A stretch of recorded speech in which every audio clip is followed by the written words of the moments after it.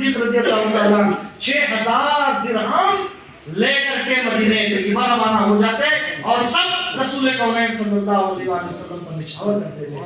6000 درہم کی مقدار آج کے پیمانے کے حساب سے 10 کروڑ 65 لاکھ 66,984.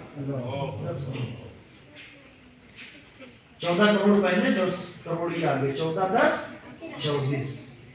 اب حضرت بلال حبشی رضی اللہ تعالیٰ عنہ کو دیکھا ان کا آقا امیہ ریت لٹا کر کے گرم پتھر سینے پر رکھ دیتا کبھی کبھار تو سینے میں خود کود رہا ہے کہ اللہ کا نام لینا بند کر دیں, لات و عزا کا نام زبان پہ آ جائے, مگر بلال کی زبان پہ تو صرف احد احد کا نعرہ ہے. مرتد ہو رہے ہیں.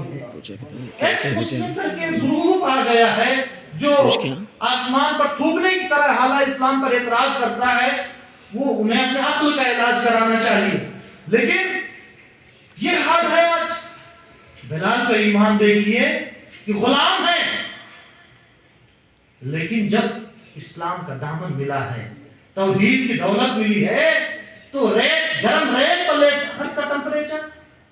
آپ عمرہ کرنے جائیں اپنے روم سے, اپنے ہوٹل سے, اور حرم شریف کے جو پتھر ہیں وہ تو ٹھنڈے ہیں اور باقی باہر جلنے لگتا ہے.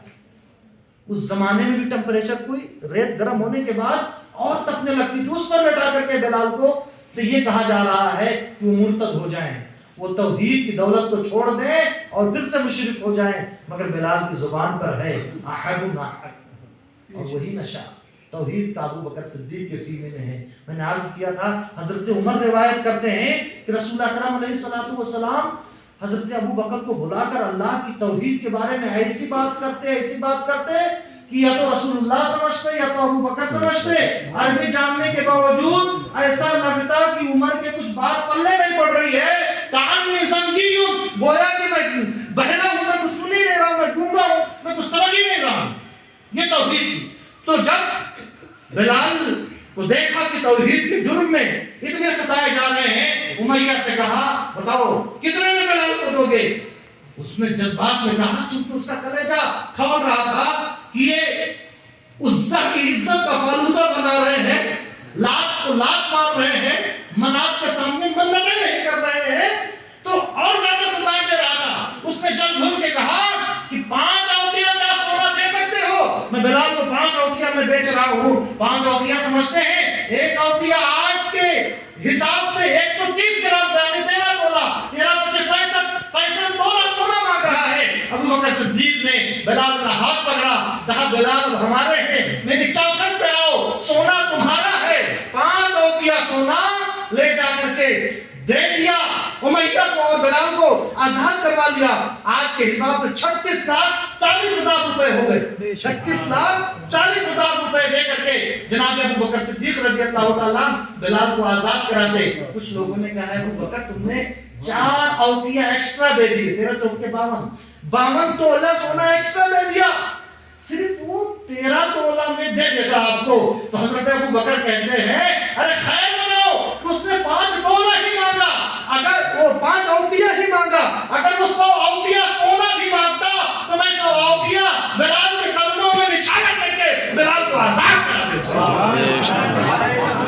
اللہ اکبر,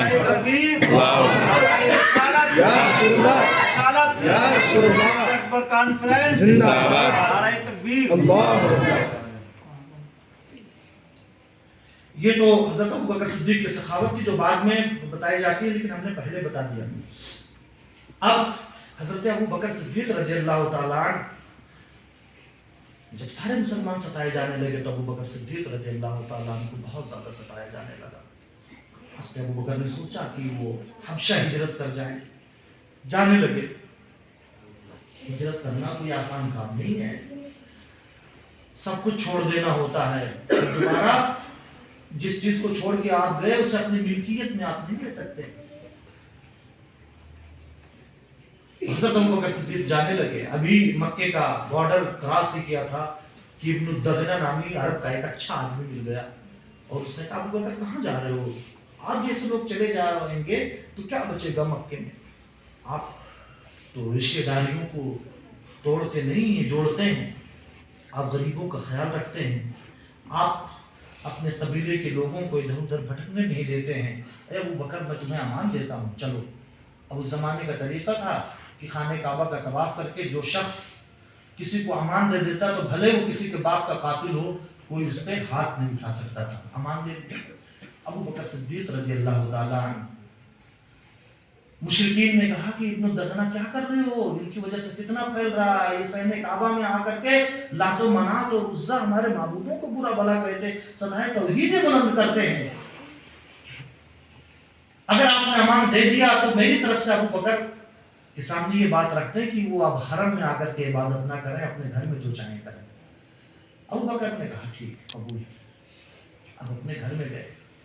ابو بکر صدیق رضی اللہ تعالیٰ اللہ نے الہام کیا. الہام میں نے بتایا نا, نبی وہ ہوتا ہے بطور وحی اللہ تبارک و تعالیٰ جنہیں خبر دیتا ہے وحی کے ذریعہ, اور صدیق وہ ہوتا ہے جسے اللہ الہام کے ذریعے سے خبر دیتا ہے.